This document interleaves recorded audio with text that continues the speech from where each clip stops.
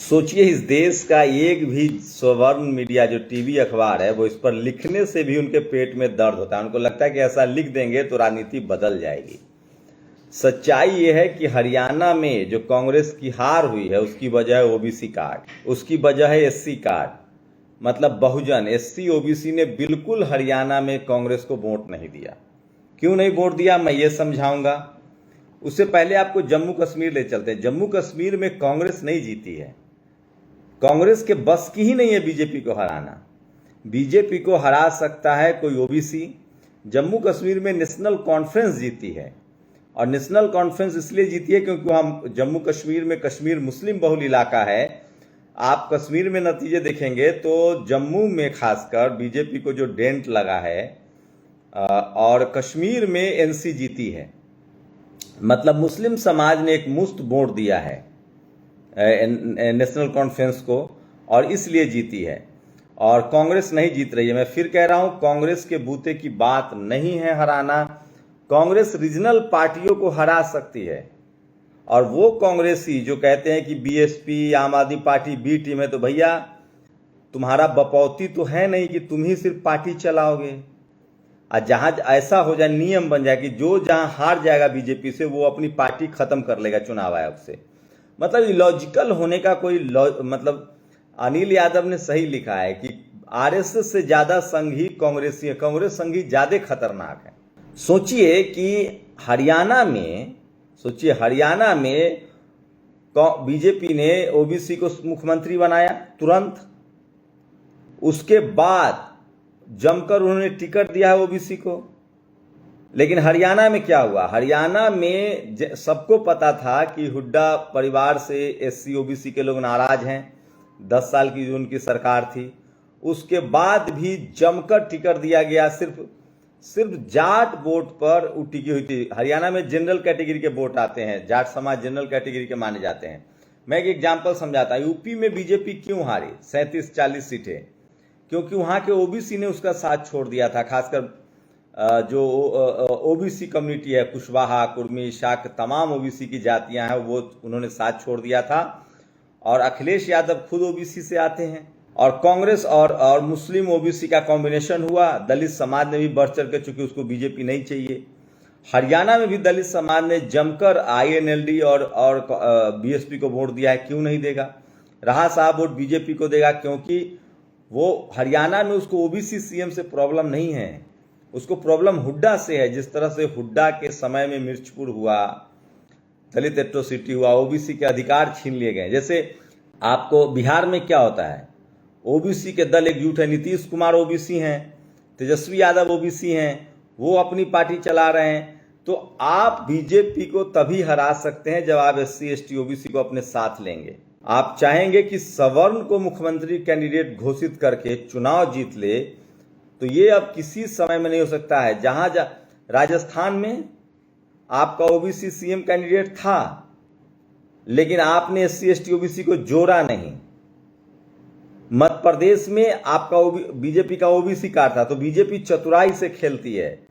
जहां जहां कांग्रेस का नेता सवर्ण है, वहां वहां बीजेपी, जैसे उड़ीसा में बीजेपी ने एसटी का मुद्दा उठाया, उड़ीसा में जीते। छत्तीसगढ़ में उन्होंने एसटी मुख्यमंत्री बनाया, चुनाव जीते। तो और वहां ये तमाम फैक्टर हैं। अब आप कहेंगे कि छत्तीसगढ़ में तो ओबीसी सीएम था, क्यों नहीं जीते? सिर्फ ओबीसी सीएम होकर आप टिकट बंटवारे में आपको एससी एसटी ओबीसी की भागीदारी नहीं देते हैं। सोचिए, जाति जनगणना का मुद्दा राहुल गांधी ने हरियाणा में छोड़ दिया। ऐसा थोड़ी है कि आजकल के समय में टेलीविजन का समय नहीं है, सोशल मीडिया का समय है। हरियाणा के ओबीसी को भी जाति जनगणना चाहिए, हरियाणा के बहुजन समाज को भी रिजर्वेशन चाहिए। हरियाणा में एससी एसटी एक्ट, एससी पर एट्रोसिटी होता है, उसका भी वो हिसाब किताब देखते हैं। तो अब भारत राज्यों का, पूरे राज्य की खबरें एक दूसरे से इंटर एक्सचेंज होती रहती है। और ये बात कोई टीवी अखबार वाला आपको नहीं बताएगा, क्योंकि उनको पता है कि ओबीसी का मुद्दा उठाएंगे तो ये फेल हो जाएंगे। तो कांग्रेस को, अब जैसे महाराष्ट्र की बात हो रही है, मैं कह रहा हूं गुजरात में आपको गैर मराठा पॉलिटिक्स करनी पड़ेगी। अब बीजेपी वहां दोनों को साधना चाहती है। सिंधे भी हैं, मराठा समाज से हैं, लेकिन वो हो सकता है उनको छोड़ दे और पंकजा मुंडे को सीएम कैंडिडेट घोषित करे। अब उसको हराने के लिए, महाराष्ट्र में बीजेपी को हराने के लिए शरद पवार काफी नहीं रहेंगे। आपको किसी अगर एससी मुख्यमंत्री घोषित करते हैं कांग्रेस वाले तो कुछ संभावनाएं बन सकती है। एससी मुख्यमंत्री घोषित करते हैं तो कुछ संभावनाएं बन सकती है। मराठा मुख्यमंत्री पर तो बीजेपी वहां चुनाव नहीं जीत सकती है, क्योंकि वहां ओबीसी और एससी एकजुट होंगे। मुस्लिम फैक्टर भी है, तो मुस्लिम आपके साथ आ भी जाएगा तो भी आप चुनाव तभी जीतेंगे। अगर मान लो कांग्रेस को पूरे मराठा ने वोट दे दिया तो भी चुनाव नहीं जीतेंगे, क्योंकि ओबीसी की संख्या हर राज्य में कम से कम 50% है। हर राज्य में 50% है। झारखंड में ओबीसी के मुद्दे पर जेएमएम को हराती है बीजेपी, क्योंकि झारखंड में ओबीसी की संख्या ठीक है। वहां झारखंड, छत्तीसगढ़ और उड़ीसा में आदिवासी संख्या ज्यादा है, ओबीसी की संख्या कम है, तो वहां तो आपको आदिवासी सीएम ही देना पड़ेगा। तो ये इतनी सी भी राजनीतिक समझ जो कांग्रेस के सवर्ण नेता हैं उनकी सीधी सीधी राय है। आप बीएसपी को बी टीम कह के, आम आदमी पार्टी को, एक तो आपके डीएनए में अलायंस का चुनाव नहीं है, आप अलायंस करने की आपकी सहमति नहीं है। बीजेपी ये करती है, अगर बीजेपी हारती है तो तुरंत सीखती है, कांग्रेस जीतती है तो बौरा जाती है। अभी 100 तक ही आपका आंकड़ा पहुंचा, खड़गे लिस्ट से गायब हो गए, सब राहुल गांधी कर रहे हैं, मास्टर स्ट्रोक चल रहे हैं, यंगरी यंगमैन हो गए। और लोकल लेवल पे आप सोचिए, कुमारी शैलजा को टिकट ही नहीं दिया गया, जिस तरह से उनको दरकिनार किया गया। वो मैनेज कुछ कर सकती थी। तो मैं फिर कह रहा हूं, अब ये स्थिति है, राज्य कोई भी हो, कोई अगर आदिवासी बहुल राज्य है तो भी ओबीसी एससी एसटी को आपको उम्मीदवार बनाना होगा। अगर कोई राज्य 10% वाला तो चुनाव नहीं जीत सकता, ये आप एकदम ध्यान लीजिए। अगर 10% कैटेगरी से अगर आपको एससी एसटी ओबीसी कंसेप्ट पर काम करना पड़ेगा। हरियाणा में गैर जाट वोटों को कांग्रेस ने, बीजेपी ने एकजुट किया, और आप किसी भी पार्टी को चुनाव लड़ने से नहीं रोक सकते। अगर आपको लगता है कि बीएसपी और आम आदमी पार्टी की वजह से आप चुनाव हारे हैं तो आप गठबंधन में जाइए। बीएसपी भी अकेले चुनाव नहीं जीत सकती है, कांग्रेस, बीजेपी अकेले चुनाव नहीं जीत पाती है। यूपी में उसको जरूरत है अनुप्रिया पटेल की, जरूरत है निषाद जी की, जरूरत है राजभर जी की, बीजेपी जैसी पार्टी को। लेकिन कांग्रेस को किसी की जरूरत नहीं है। वो जैसी थोड़ा सा सीट जीतती है वो आंख अखिलेश यादव को आंख दिखा रही है। आरजेडी तो, कांग्रेस इतना सीट मांगती है कि आप कल्पना नहीं कर सकते। तो कांग्रेस के साथ सबसे बड़ी प्रॉब्लम है कि उसकी जो जनरल कैटेगरी लीडरशिप है उसको आज भी एससी एसटी ओबीसी नहीं पच रहा है। और इसमें देखिए दिलीप मंडल की भूमिका बहुत बड़ी है। वो जब से बीजेपी के खेमे में गए हैं वो कांग्रेस के एक एक नैरेटिव को सामने ला रहे हैं। और एससी एसटी ओबीसी 60 साल में एससी एसटी ओबीसी के खिलाफ जिस तरह से कांग्रेस की सरकार चली है, जिन लोगों को जनरल को उन्होंने बैठाया था सिस्टम में, वो सब बीजेपी आने के बाद आरएसएस निकल गए।